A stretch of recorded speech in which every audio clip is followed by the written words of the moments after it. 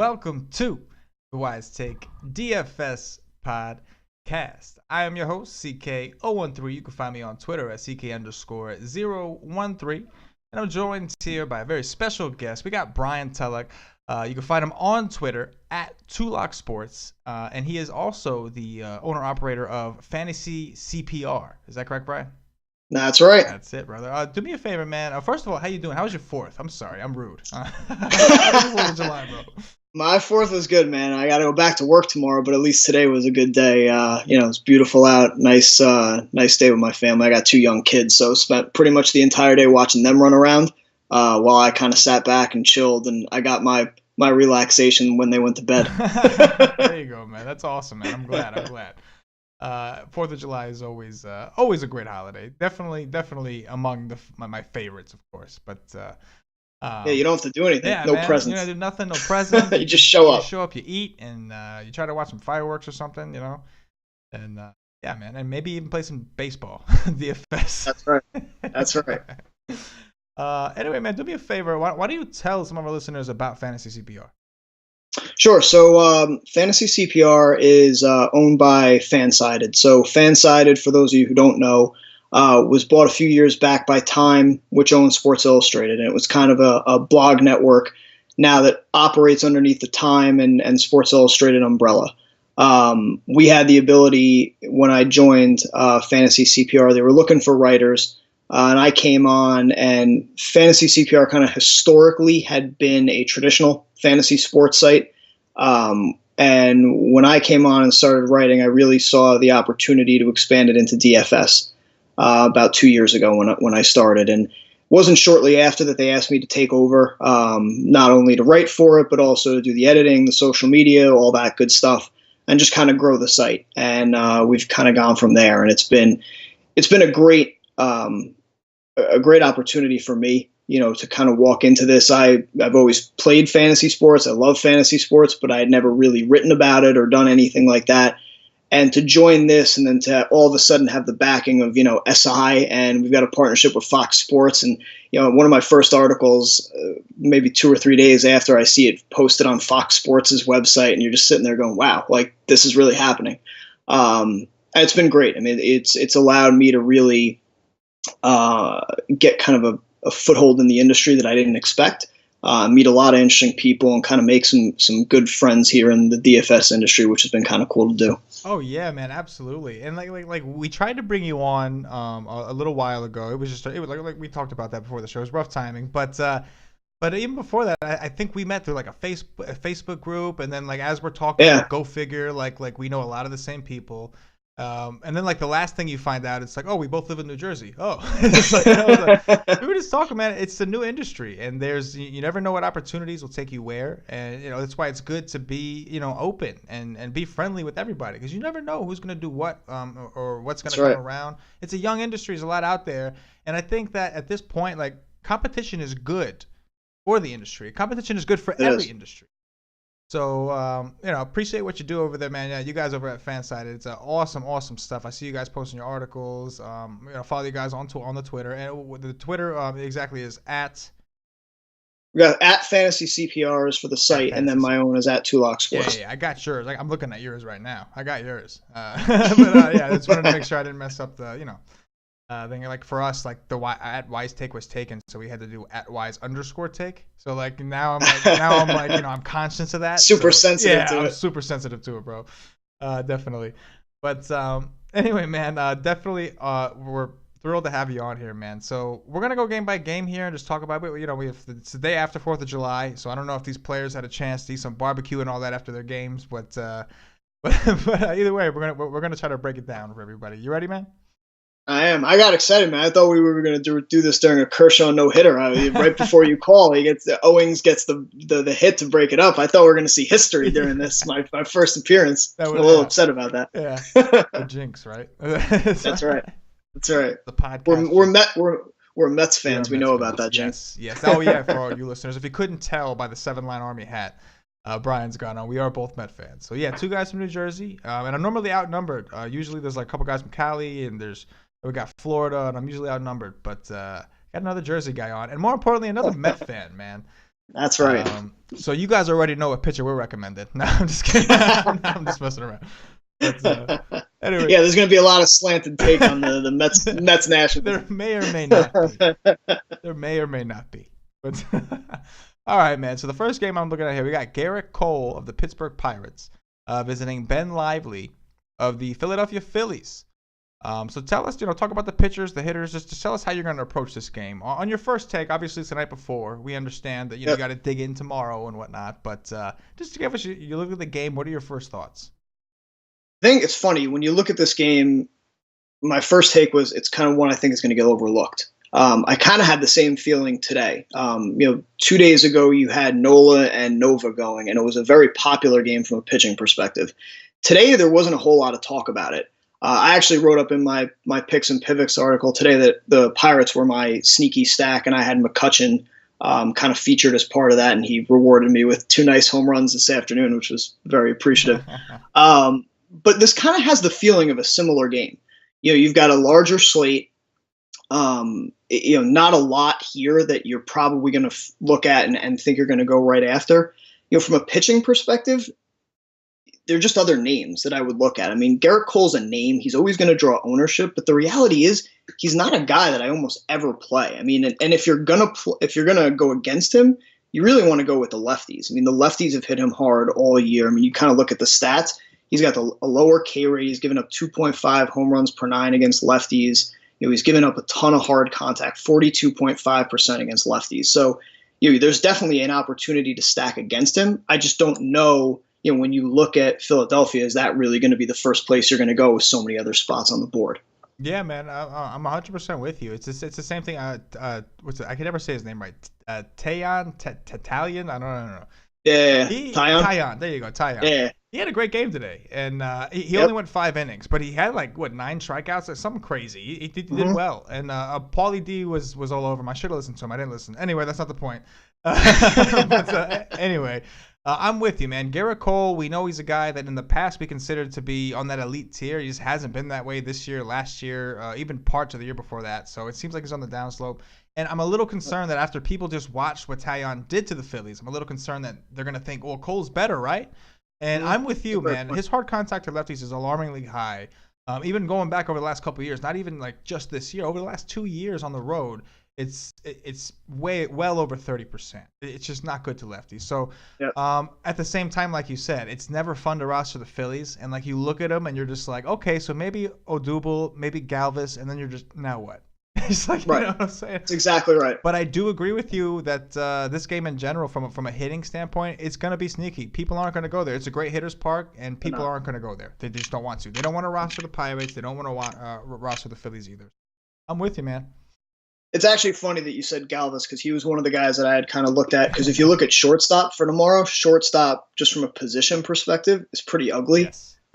You've got Turner already on the DL. Correa left tonight's game, and they're sounding like he's going to be out a couple days. We'll wait to see what they say. But it's after that, where do you go? Right. So he might be actually a good bargain option when you get into even just a one-off just to attack the splits with Cole. Yeah, no, 100% agree. Absolutely. And he hit a home run the other day, so you never know. Maybe he's heating up a little bit. Yep. All right, let's move on. Oh, here we go. Here it comes. Jacob deGrom of our New York Mets visiting Tanner Roark of the Washington Nationals. I'm just kidding. Tanner Roark of the Washington Nationals. I got to have some fun. I got a Met fan on with me, man. I got to have some fun. All right, brother. What are we doing here? So DeGrom's going to pitch a no-hitter. And I'm just kidding. Was thinking the Mets are going to hit 45 home runs. This is one of those games. I mean, listen, I'm sure you're the same way. I watch every single Met game. I watch every pitch of it. And DeGrom has absolutely turned the corner, from what you saw in the beginning of the year. He just looks like he's looked in previous years. And, you can look at the numbers and you're going to see the strikeouts and everything is kind of trending back where it was. He's got 4 straight games now with 52 or more FanDuel points. I just don't know that I want to pay $11K for him against the Nationals. Part of that could be the fact that we're Met fans. We know what it looks like, right? This isn't a lineup I necessarily want to pick on. I don't if I'm going to pay the top dollar, I don't really want to go after Harper. I don't want to go after Murphy. and as much as I think DeGrom could have just the raw best game on the board, I'm not sure that I really want to go there. Yeah, man, I think you hit it right on the head as far as like you're right. DeGrom is expensive, and you're paying for the pitching, and on top of that, he's on the road against a division rival, and not just a division rival, but a very good team, man. Listen, I hate to admit it, but they're very good. This lineup up and down. Zimmerman's figured out his whole launch angle crap, and he's hitting home runs all of a sudden. And I mean, like you said, I think you worded it perfectly when you said I don't want to pay top dollar and still have to play against Bryce Harper. Like that's right. I think you hit it right on the head. Especially now with a righty. Like maybe I'll consider you at least give me a lefty. Not that that's that much better, but at least that. But a righty, yeah, I'm with you. The other thing about DeGrom, and I preach it on this podcast all the time, is his home and away splits are just too drastic. He's not a guy I like taking on the road. His K per 9 goes from like 11 at home to like 8.8, which is still good, though. I'm not hating on him. But just in general, his WOBA, 318 road WOBA over the last 2 years. 318, like that's not high to a normal pitcher standards, but to DeGrom standards overall, that's very high. Yeah. Yeah, man, I think I'm with you. Even a 326 to righties over the last 2 years, a rolling 24 months.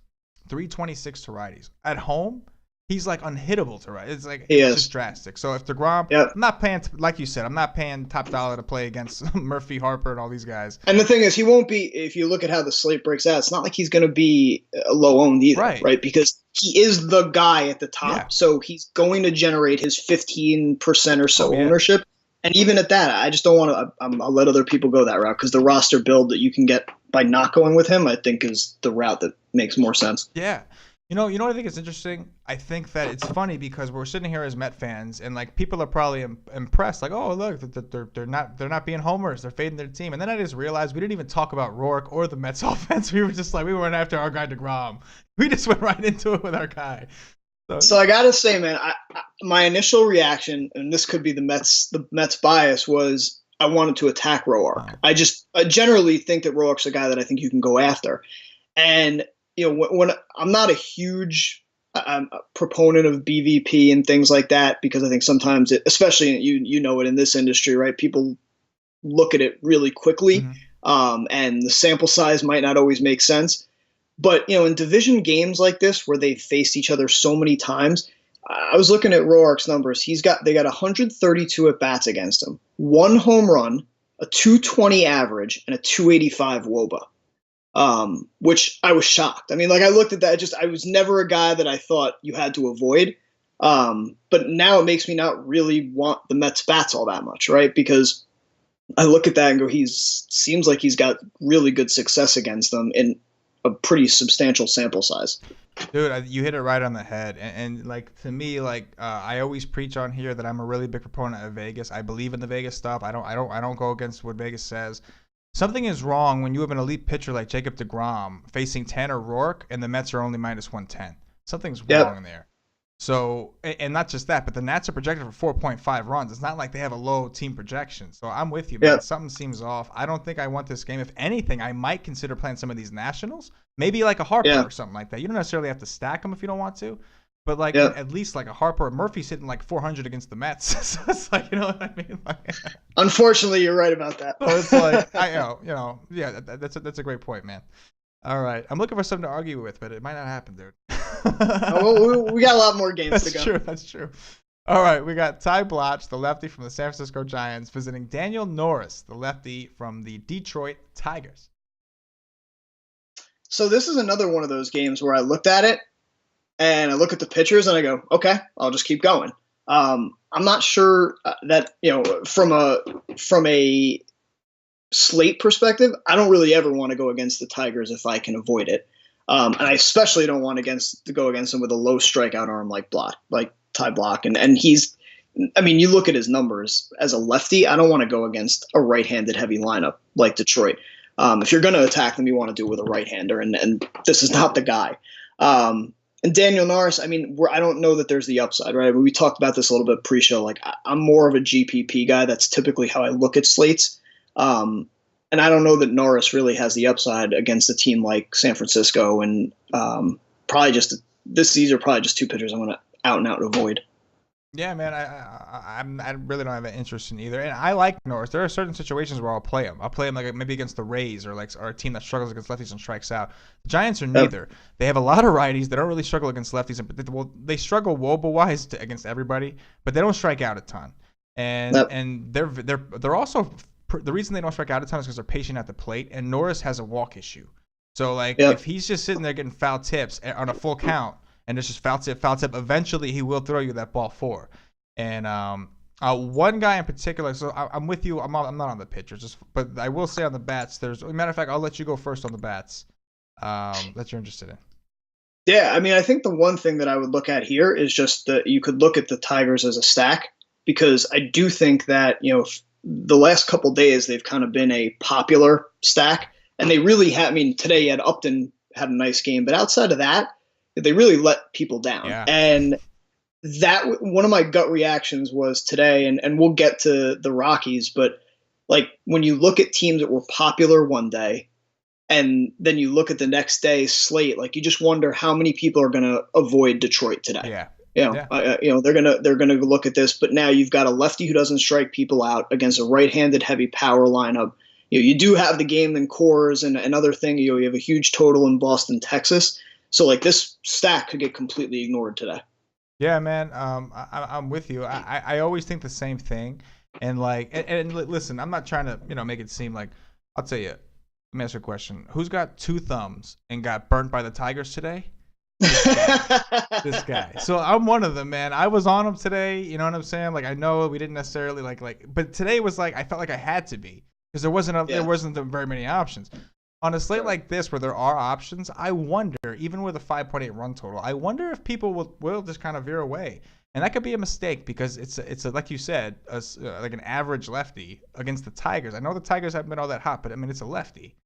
They're lefty masters, so it's like I think I'm with you. I love the Tigers offense for sure, but you know what? I'm not like against the Giants side either. I'd like to see the line go up a little bit in their favor because 4.3 is a little low against Norris. But like Buster Posey, at least as a one-off, man, he seems like he's in a great spot against Norris here. So, in general, still, I don't think we've talked about one pitcher we've liked so far. We're 3 games in, but we talked about a lot of great bats. A lot of great bats. All right, brother. So we got Luis Perdomo of the San Diego Padres visiting Trevor Bauer of the Cleveland Indians. So I love Perdomo. I don't know that this is the spot that I'm going to go with him, but I absolutely love him as a pitcher. I mean, you look at his stuff and the ground ball rate that he gets and his ability to limit hard contact. I just don't know that I want to go against Cleveland in this spot. And I think that there are other pitchers at his price point that might be better. I think Trevor Bauer is going to be, we talked about before ownership. I think Bauer is going to end up being the guy that we see gain a lot of traction. I just think people look at the matchup against San Diego, not to say that he's the same pitcher, but they'll see what Kluber did, right? And everybody's been attacking San Diego with right-handed pitching. I think everyone's going to go there. And if he's chalk, I just don't want Trevor Bauer chalk ever. So I think that this would be an interesting spot to kind of let the rest of the field go there. That was kind of my initial take. I don't know if you kind of had the same feeling when you looked at the slate overall. He kind of jumped out at me as someone who I think is going to gain a lot of popularity. Yeah, I see them. I definitely see your point because there seems to be a fairly large gap between guys that people would consider and guys that people won't. Like there's like pitching, but not great pitching, and the gap is pretty far, right? Like DeGrom is at the top. You got guys like Irvin Santana, who we'll talk about later, that's like kind of he hasn't been doing so great. So I could totally see it. I mean, it's a bad opponent. If you want to jam in bats, I haven't even looked. Is this a core slate? Yeah, it's a core slate. Okay, there you go. There you go. Yeah. Anytime there's a core slate, there's always going to be a pitcher that's fairly cheap, and people are just going to say, I'm going to throw that guy in and stack cores. And so what's funny is with him is like he's not even cheap. I mean, he's 8,700, which on FanDuel that's not cheap. No, it's not. And you look at one of the things I like to look at a lot is the swinging strike rate, just to see. I want I play GPP, so I want Ks, I want strikeout upside. Right. You look at his last couple games, 9, 9, 9, and 4. He's not getting the swinging strikes, and you need that in order to return value at 8,700. Oh, yeah. So I think he's going to be popular because of the matchup, but I don't see it. Yeah, no, definitely. I don't think he'll be as popular as like DeGrom, but I do think that he's going to be like the next level of play of new player is going to say, oh no, no, it's Coors. I know to play Coors. That means I need a cheaper pitcher, and he's not cheap. But that's like the level of comfort. People don't like playing pitchers below that level. It's almost like they believe in the mantra of you get what you pay for. So it's like if something like below a certain like level of 8 on FanDuel, I feel like people are like, no, I deserve better than that. I have no. I can't play a guy that cheap at pitcher. And it's funny you mentioned about swinging strike rate. His swinging strike rate, I'm looking at it for 2017, 8.8. Over the last 2 years, he's averaged 9.2. So it's down, actually. It's not down much. It's pretty much the same. But like you said, he's not like an upside ceiling kind of dude. I think people think that he is. I feel like people talk about him like he has the upside. I don't think I've ever rostered Trevor Bauer. No, I don't think I have either. Yeah, I don't think I ever have. But I'm with you, man. And that's just that, like, what was I gonna say? The Padres offense, man, like they're bad. Don't get me wrong, but like some of these pitchers, like a guy like Bauer, I could totally see them just doing, putting up some runs against the guy. I mean, I don't see, and now from a stack perspective, I wouldn't want to stack them, but that's only because I respect Cleveland's bullpen, not because I respect Bauer. You know what I'm saying? Well, it's funny. You were saying, that you look at the Vegas odds. I haven't looked yet. I would assume he's got to be a high favorite. He is 217, dude. Huge. That makes me feel even more like people are going to look at that because they look at Vegas they say, I mean, he's got, I don't know. I don't see a single favorite higher. Wood's close. And Wood's more expensive also. So people are going to look at Bauer and they're going to say he's the guy. You know what? When you first said it, I was like, I don't see it. But I definitely see your point. Especially, I'm looking at here, the Padres are only projected for 3.8 runs. So, so another factor for your case. So, yeah, man, I think DeGrom will still garner a lot of ownership, but I think Bauer's going to be that guy. For the people that think they need exposure to Coors or whatever, Bauer's going to be the guy that they try to get it through for sure. Yep. Anything else you want to say on this game? No. Which? All right, we got Joe Musgrove of the Houston Astros visiting Jaime Garcia, the lefty from the Atlanta Braves. So before we recorded this, I was watching that game, and I will tell you, I never play pitchers against Houston, and that watching that game unfold as it did and watching Houston just bludgeon them, I don't know that I would ever even consider it. It's going to be interesting, though, today to see how their ownership is, because you've got a lefty on the hill in Garcia. You want to attack him with righties. You've got a right-handed dominant team right in Houston. So I have a lot of interest in them. I just don't know how popular they're going to be. But I think the one thing that you might have working in your favor is if Correa is out, people will probably look away from that stack more than they would, go to the Correa, Altuve, Springer trio like they normally would. If he's out, it might open up, a little bit of a different look there.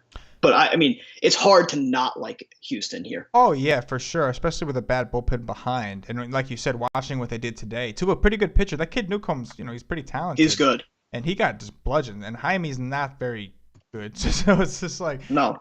So I'm with you there, and I think the question is, I'm looking here like for FanDuel, for instance, George Springer 4.2, Altuve 2.9. If Correa plays, he's 4.1. So like that's like your main like three guys that when people think of stacking Houston, those are the main three guys that your average guy's thinking of, right? The top of the order. Yep, 1, 3, 4. Oh, I'm sorry, 1, 2, 4. Anyway, they're all expensive. So if you're gonna try to fit in a core stack, that's the question. Now my only concern here is John Gray is pitching. So I could sort of see like maybe if they go with like a Bauer and they play maybe and a little bit of the Rockies, like that's the question. Are people going to fade the Reds in order to play Houston? Because if they are, then that means Houston's becoming chalk we don't want. But if they're not gonna, if they don't care and they think Gray just came back, he's nothing, I don't care, and they play the Reds, then that means nobody's gonna be playing Houston. Because if you can afford it, you're going there. You know what I'm saying? That's true. It's a good point. But where were we? Oh yeah, there we go. Okay, I scrolled down to the Rockies game and then I was like, what game were we on? See, you just want to talk about the Rockies. Yeah. No, I think this is. I mean, listen, like you said, I think this is a great spot.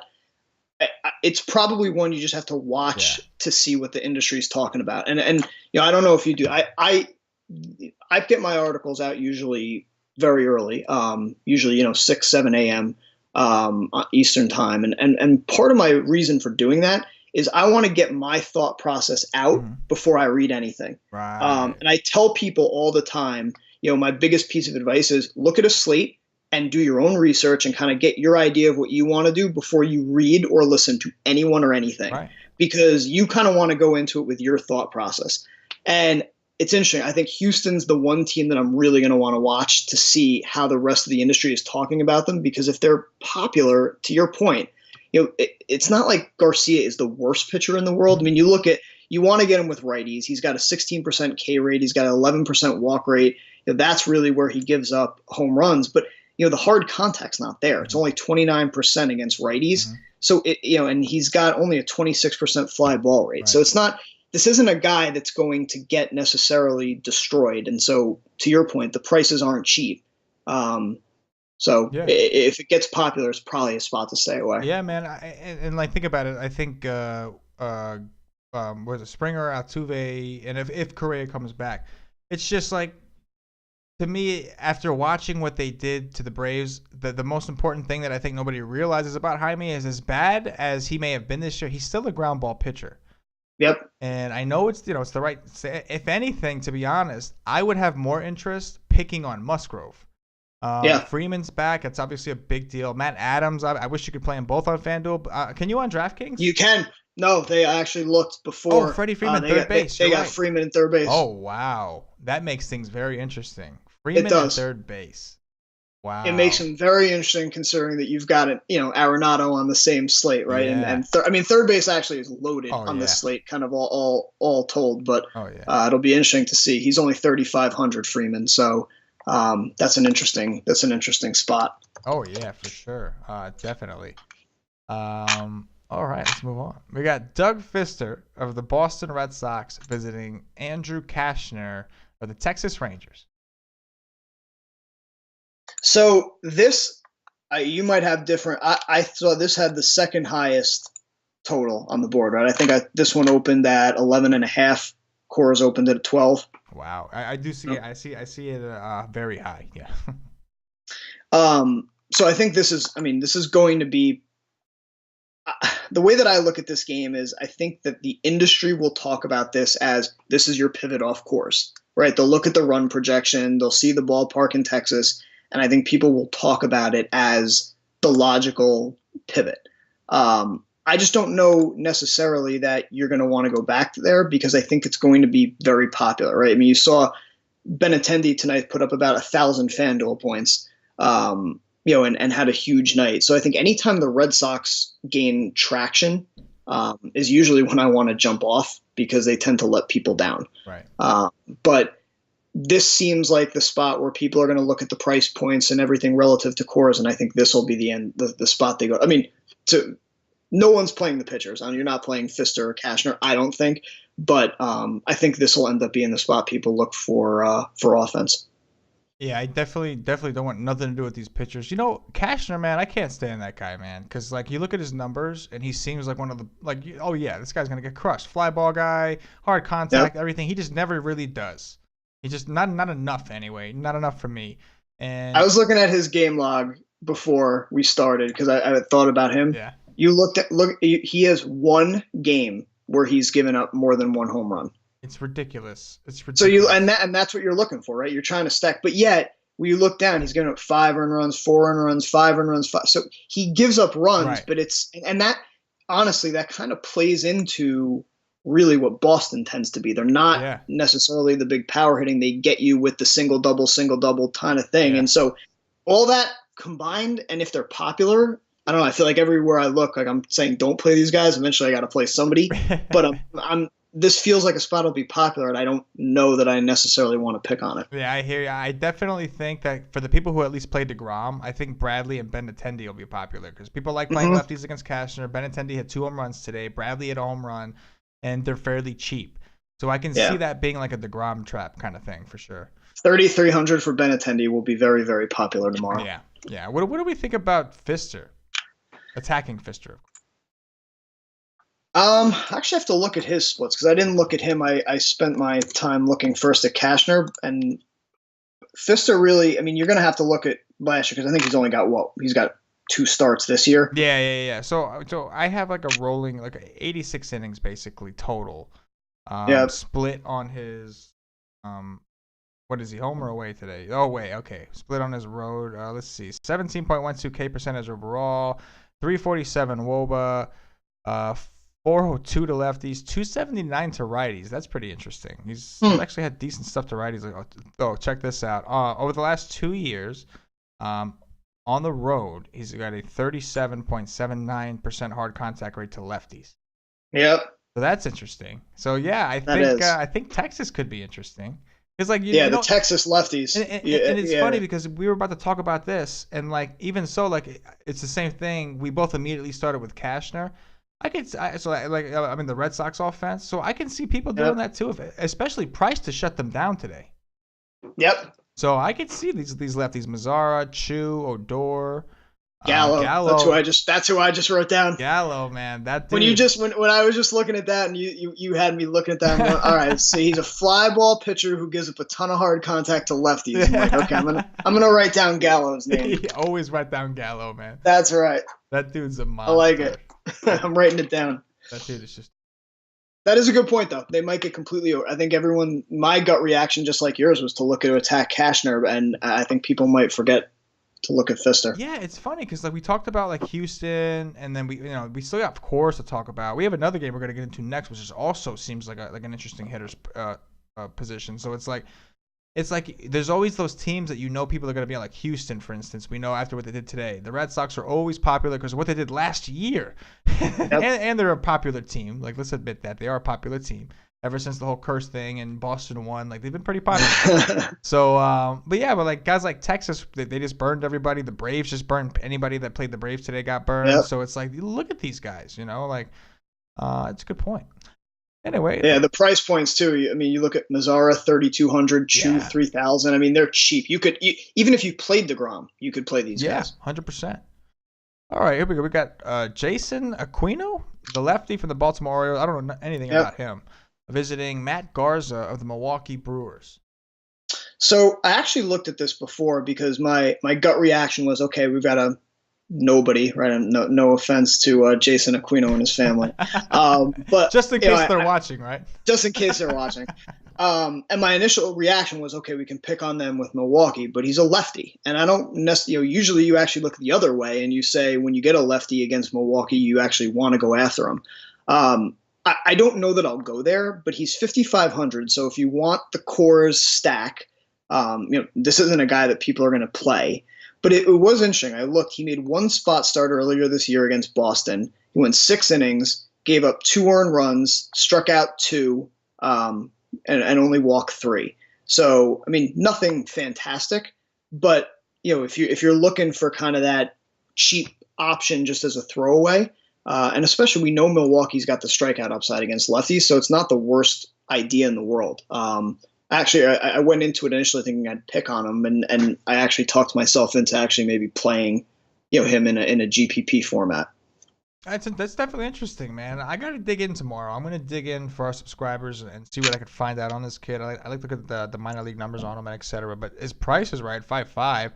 And like you said, Milwaukee is a team that they're probably, like, I don't think people realize, man, people know, but they're probably worse than the Rays this year in strikeouts. Like last year, it was like the Rays, play them against this year it's kind of Milwaukee. And now, like, it's interesting because you might not think that you want a lefty against Milwaukee because you think about Braun, but that's pretty much it. Other than that, they got Vogt, who they just got. He's a lefty. Travis Shaw, who hit a home run today, he's a lefty. Eric Thames, who hit 2 home runs today, he's a lefty. Sogard's a lefty. And VR is good, don't get me wrong, but VR is also a strikeout machine. So it's like, he could be interesting. Yeah, he doesn't have, I mean, I'm just looking at his minor league number. He's got an 18% K rate this year, 23 last year in AAA, 15 in AA. He's never really been much. I mean, the 23 might be like an aberration. It looks like he's mostly in the 15 to 19 range. So I don't know. I mean, it's an interesting one. It's worth a thought. I might have to look a little bit more just because of the fact that it is a lefty against Milwaukee. Yeah, definitely. What about Matt Garza, man? Are you believing in this guy? I mean, this guy was so bad for how many years? But I mean, hey, I don't know what to say, man. He's just he seems to be turning it around somewhat. He is, and he's one of those guys that I feel like people tend to think that they can pick on. But again, like you look at his games, he's given up like it's 2 runs, 3 runs, 1 run, 2 runs. He doesn't have those blow up outings. I think he's going to end up being a little bit popular because people will want to go and target against him. But I'm not sure that I necessarily would want to do that. But there are. I was looking at his splits before. I just want to pull that back up. Because if you look at his splits, he's got the reverse splits, so you can attack him a little bit more with righties. We were talking a little bit before about third base being loaded. I mean, Manny Machado at 3,200 always kind of piques my interest. Oh, yeah. But you've got, with that reverse splits nature with his numbers this year, and he's going to be facing basically an all right-handed team in Baltimore. They could be somebody who gets a little bit overlooked. Yeah, no, absolutely, man. I definitely think that's interesting for sure. Yeah, I'm really gonna have to look at. I keep thinking about this Aquino guy. I'm gonna have to look into him. It's let's find out because sometimes you'll play a guy just because of the matchup. Yeah. So yeah, I think that was a great point, man. All right, we got Parker Bridwell of the Los Angeles Angels visiting Irvin Santana of the Minnesota Twins. All right, so you've got the totals pulled up. You got to tell me because I opened this up and is this game really, or where did I see it before? It's high. No, I lost it. It's up there. Where is it? It's up there. What is it? 10.5? 10.5. Yeah. I mean, I scrolled by and I'm like, wait, we have a 10.5 total in Minnesota. And I feel like a couple weeks ago we had similar thing when they were home. Yeah. I'm not sure what Vegas sees. I can tell you that I never play Irvin Santana.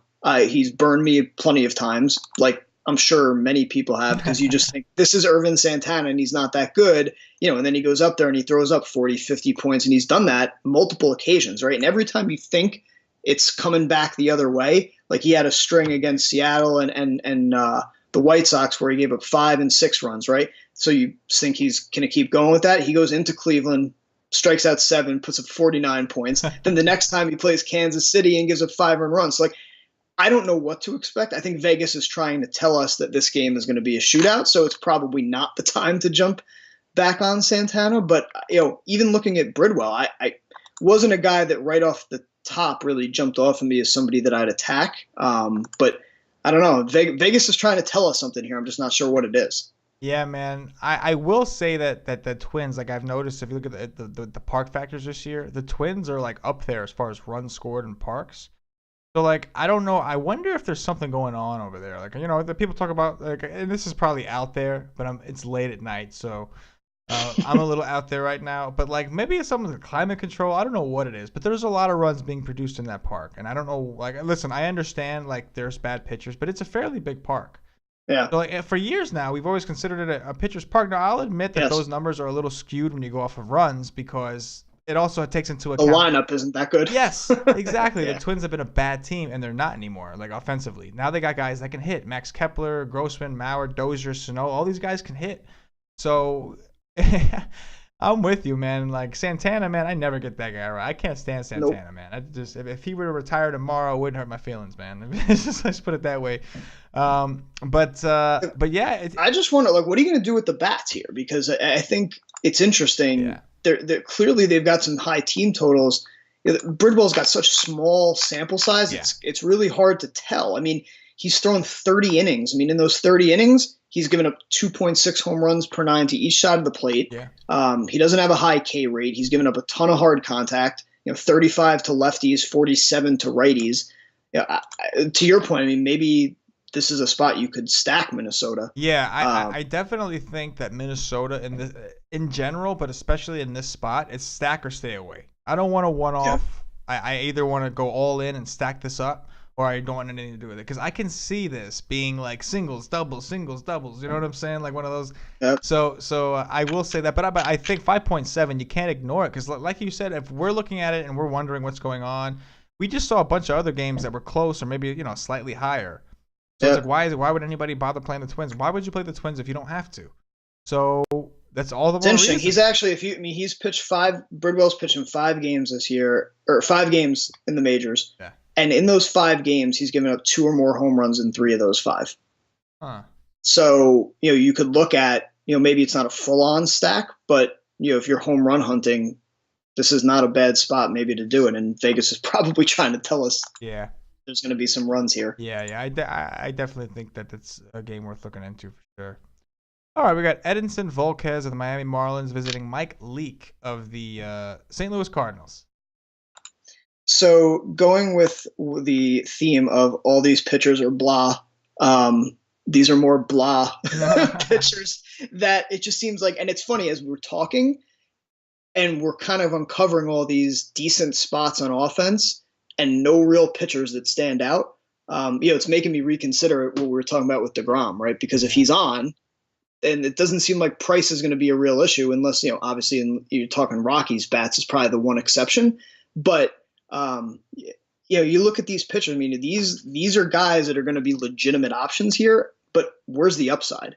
Volquez, one game notwithstanding, I don't know that I realistically would want to go after either of these guys. I don't think they have the strikeout upside that I would want to chase.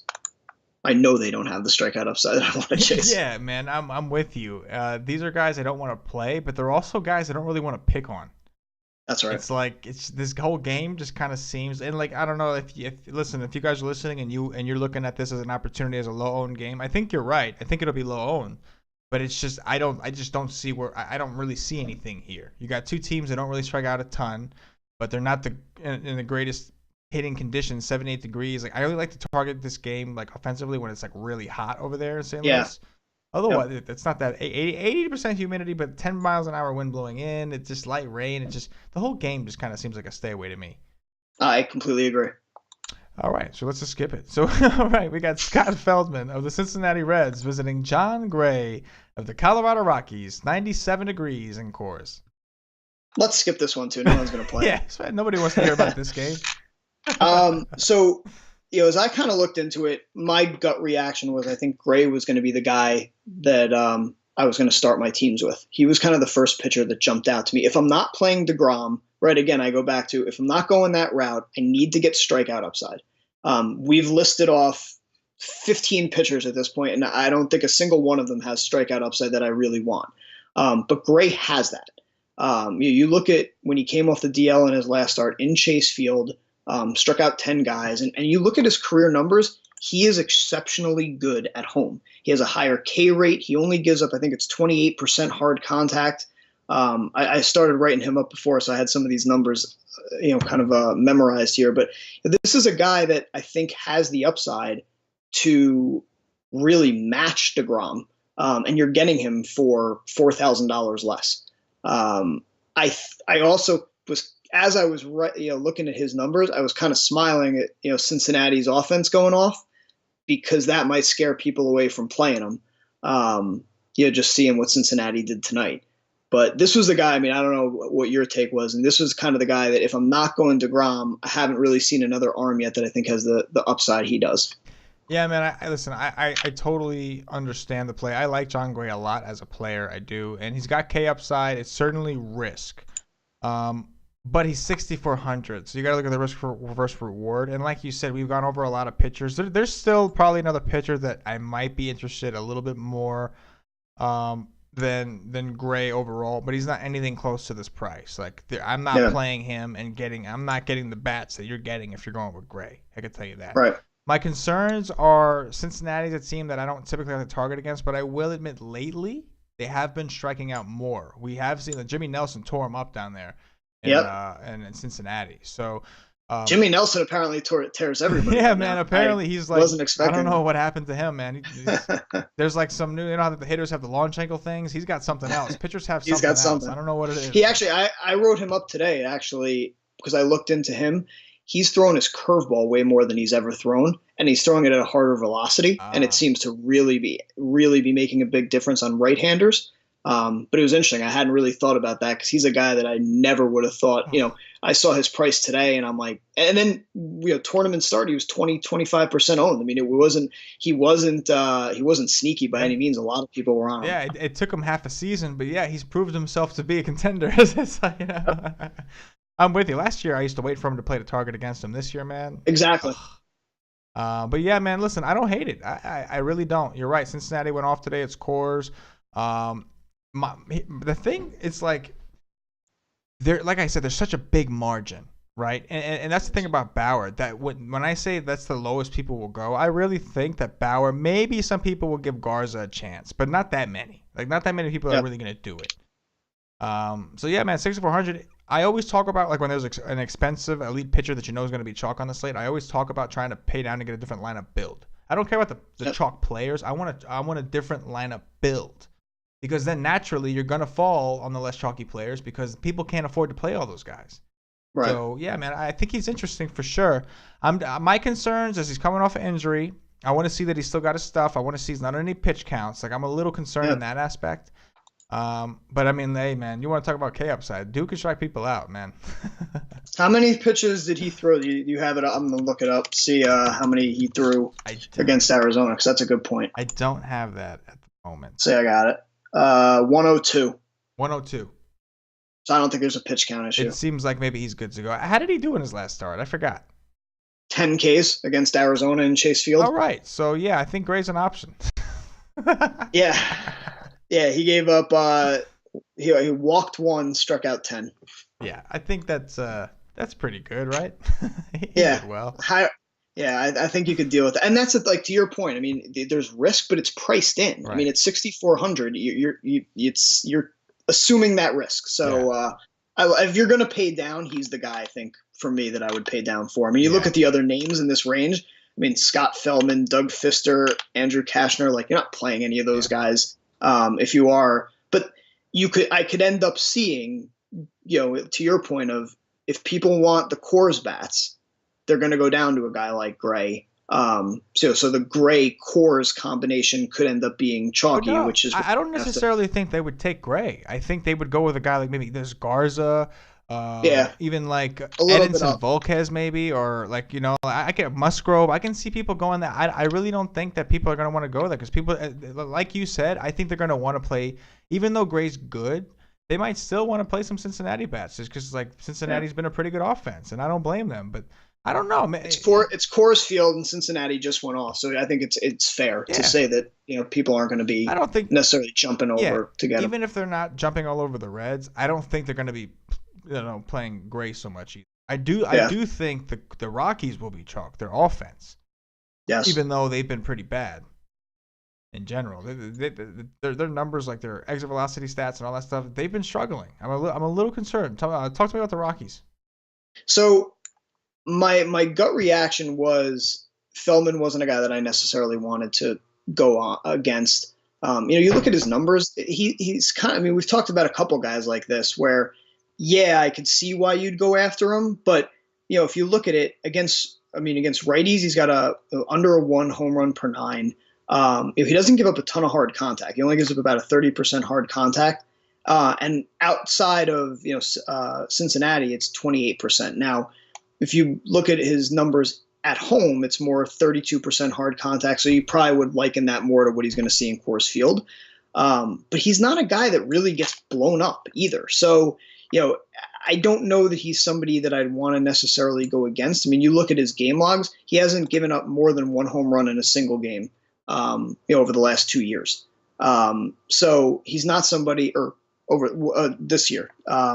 So the only issue, though, is that Coors was popular today and they stunk. Mm-hmm. So do people not go back? And that's the only thing that I could see. But I think if you're going to play them, for me, it's the lefties that I would start with, just because, if you look at Feldman's splits, it's much prefers the lefties than the righties. Right, for sure. All right, we got Zach Godley of the Arizona Diamondbacks visiting Alex Wood of the Los Angeles Dodgers. So my guess is when you said you like another pitcher that it's probably Alex Wood. Ding, ding, ding, ding. So talk to me about him first, because I actually have an interesting. I actually kind of like the guy on the other side. Don't get me wrong. I don't mind Godley. There's situations where I don't mind playing him. I respect him enough, but for me, it's the Dodgers aren't the right team. But Alex Wood, I do like because I feel like in the beginning of the season there was a big stigma about these Dodger pitchers. Oh, but they're not gonna let them pitch long, blah blah blah blah, and like yet they've still been able to kind of get it done. So my theory here is like, what do we need from Alex Wood? Would you prefer to have like maybe a 60, 70 point performance? Sure, but say he only gets you 45, that still could be significant enough from the next closest guy. And if DeGrom happens to bust, then it's not going to take much. And he's still like cheaper than DeGrom, so I could still get a little more. He's not that much cheaper. And like, listen, like to be honest, I only play one lineup, and when I do, I throw it in a bunch of tournaments. If I want to put it in cash, I'll do that. If I think it's kind of chalky or whatever.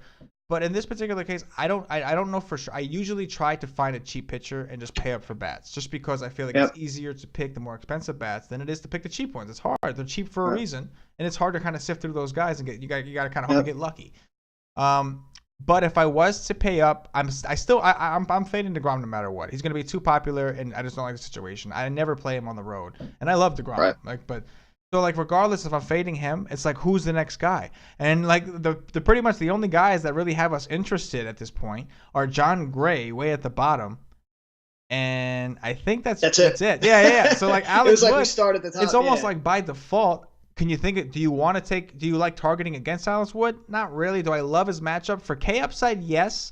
For blow up potential, no. Because they got a Goldschmidt, Pollock's back. Like, you know what I'm saying? So it's not like the best, but you do have Lamb out of the equation. So like for me, just in that tier, if it comes down to him and DeGrom, I'll take Wood over DeGrom, like for sure. I definitely want Wood over DeGrom.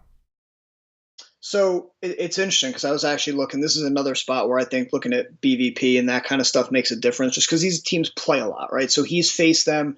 They got 80 at bats against him. They've got 5 home runs in those 80 at bats. They got a 384 WOBA, 296 average, and kind of the usual suspects that you would think would have hit him or hitting him. So, you mentioned Pollock being back in the lineup is huge, right? And, maybe people didn't play today. They took July 4th off and went and had a good time and didn't really pay attention. Blackers. So, Pollock being back. Listen, you got AJ Pollock and Freddie Freeman came back in the same day. So hopefully maybe nobody listens. Nobody knows. Nobody knows. But, you got Pollock 6 for 13 against him with 2 home runs. Goldschmidt's 4 for 14 with 2 home runs. So I think if you're going to attack him, it's those guys. You're not going to attack him with the lefties. But I think your point's valid. It'll be very interesting to see how the ownership kind of looks, because I do think DeGrom's going to be popular, but then it's like for $1,500 less, I can get Alex Wood. And if you take Alex Wood, you're not outside of maybe Arenado and Blackmon, you're really not out of the running then to play, the guys in Coors Field, right? Because it's not like Wood is priced that high. So if you're willing to go away from like Arenado, Blackmon, everyone else is really still in play. So I kind of like that. So I like Godley a lot. The reason I like him here is because I think Wood will be popular, so people aren't going to go the other way. I agree with you. I don't like picking on the Dodgers. That is a great offense, and it's not one that I necessarily want to go against. But he's got such a high ground ball rate, so nearly 70% against lefties. So I'm not, I'd have to dig into a little more on the pitch profile and see how he does against the guys in the Dodgers offense. But he's going to be 5% owned, maybe less. No one's going to play him. And if especially when you look at the price points of him versus some of these other guys, like you said, it's like everyone at the top and then it's down to Gray. Yeah. So I've got some interest in him from a GPP perspective, just because I don't think a lot of people will play him, and they're not going to really. You look at his last 3 starts: 8 strikeouts, 7 strikeouts. So he's got K upside, and because he's got Wood on the other side, I think he'll get overlooked. Yeah, no, I hear you. We see it all the time. We see there's one dominant pitcher. Like, for instance, today with Kluber, for a minute, I'm not sure how finished. I think eventually he didn't really show the complete upside. Yeah. But in the beginning, it looked there for a second like that was going to be one of those situations, because he was dealing in the beginning. We see it all the time when there's like a monster pitcher, and then on the other side, there's a decent pitcher. That guy gets overlooked almost every time. Yep. All right, we got one more game here. We got Jason Vargas, the lefty from the Kansas City Royals, visiting Ariel Miranda, the lefty from the Seattle Mariners. So Miranda's a guy that I actually like. I've used him a couple times this year, but again, I don't know that I mean, when you look at his numbers, he's got some really good stuff. He doesn't walk guys, but he also doesn't have the strikeout upside. And then the Royals just aren't a team I necessarily want to pick on. I'm probably biased still from the World Series and watching the Mets not be able to get any of them to strike out. I'm still bitter. But yeah, it still sticks. But I don't know that this is the guy that I would necessarily want to go towards. It's funny because when you look at the slate, to your point, like you've got DeGrom and Wood at the top, and then it's like Jason Vargas and Ariel Miranda are two of the next highest priced pitchers in this game. I don't know that anyone's going to play them. I don't know that I'm going to play them, but it's interesting just from a price perspective of where they fall. And if you look at their performances, they're guys that they don't get blown up hardly ever, but they don't have the K upside. But you're looking at guys that are going to get you that 30, 40 point outing. And if you can find the right bats to make it work, it's not crazy.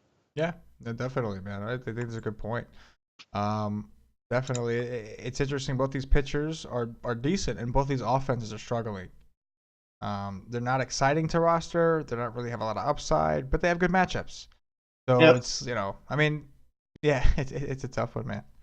It's funny because like when you look at the games, this one has outside of Arizona, LA, it has the lowest projected total. Yeah. It opened at 8.5. Good pitchers. So I mean, these are two pitchers that they're not names that are going to jump off the page at you. Yeah. Probably means we don't want the offenses, but I think the pitchers are kind of interesting just because of where they're priced. Yeah, no, for sure.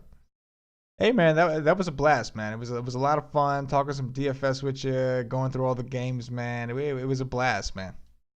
Yeah, this was a really good time, man. Thank you for having me. Man. Hopefully, listen. Now tomorrow, when DeGrom goes out and pitches a no hitter, we'll just have to, we'll have to go back and rewind that part.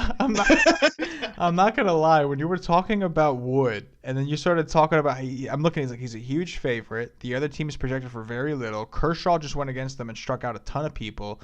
And then I'm like, oh no! Don't tell me DeGrom is gonna be underowned and is gonna go out there and just shut them down tomorrow.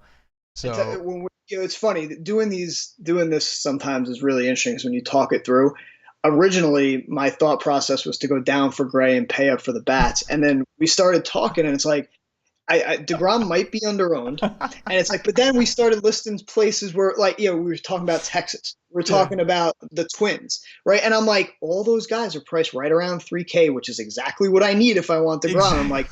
This build might not be as crazy as it might work. Yeah, I mean, like if a guy like DeGrom's gonna fall into you, then it's like, I'm not gonna leave it on the table.